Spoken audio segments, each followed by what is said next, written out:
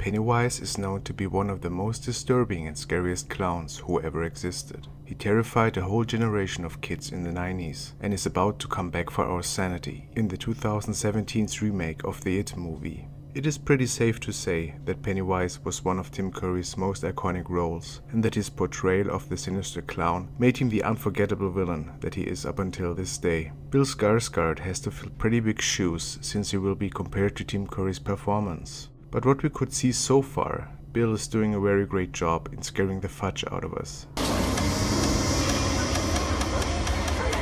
Could we be any more excited? In this video, we will take a look at the old and the new Pennywise designs in the It movie and see what things might have changed and what to expect in the new It remake.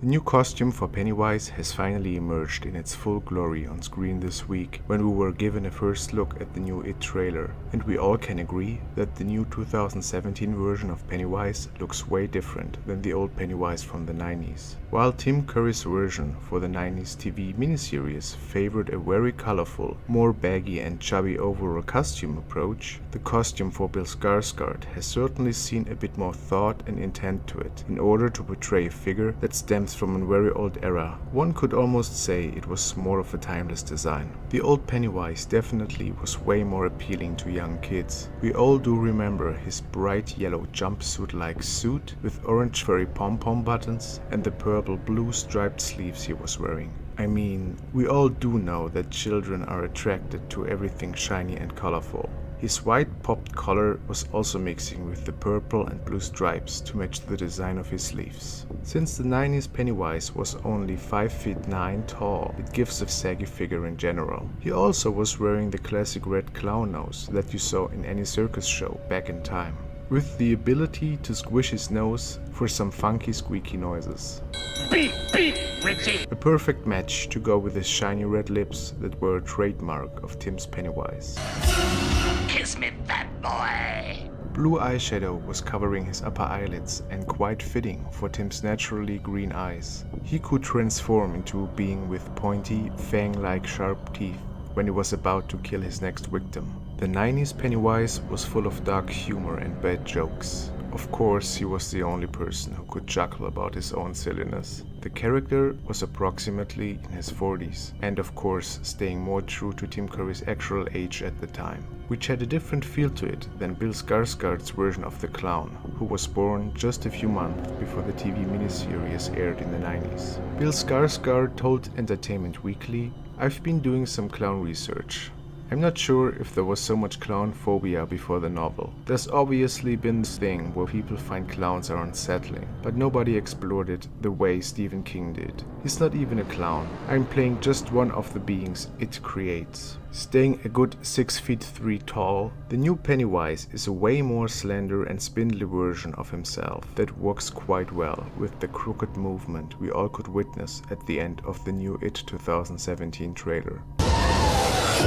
Taking a deeper look at his makeup, we notice that the blue eyeshadow from the original designs is gone for good. A constant red sharp line now marks each side of his face, originating at his eyebrows and creating one constant connection to each side of his mouth. The red lips still are one of Pennywise's trademarks and have only been touched up a bit. They also got rid of the classic clown nose and simply matched the dark red color of his lips. The eyes transformed into a demonic yellowish color, almost as yellow as his teeth hidden behind the creature's lips. Asked about the revamped costume approach of the new Pennywise, costume designer Bryant was telling Entertainment Weekly, "The costumes take inspiration from medieval, Renaissance, Elizabethan and Victorian eras. The costume definitely incorporates all of these otherworldly past lives, if you will. He's definitely a clown from a different time. Every part of the costume aims to suggest something ancient and evoke something disturbing. The pleating is actually fortunate pleating,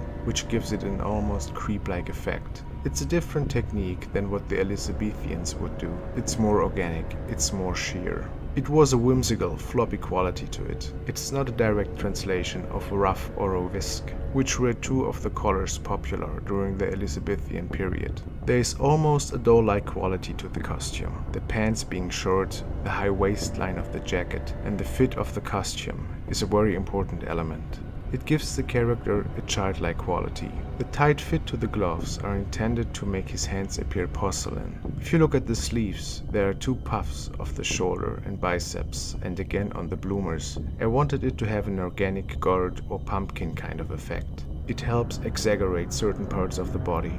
The design is aimed at creating a subliminal suggestion of an insectoid creature, something fans of the original movie might already be conjuring up. The pom-poms are orange, and then with the trim around the cuffs and the ankles, it's basically a ball fringe. That's a combination of orange, red and cinnamon. It's almost like Pennywise fades into his environment.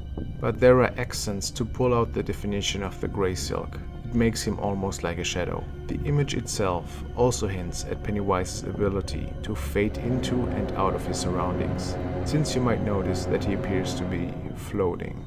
If you prefer Tim Curry's version of Pennywise or Bill Skarsgard's is for you to decide, but I think it's pretty safe to say that each version of the sinister clown will find its own supporters, and they both will be remembered to have made a big impact into our modern horror culture. Thank you guys for watching. If you enjoyed this video, please leave a like and subscribe. I also welcome any new Patreons. Stay frosty.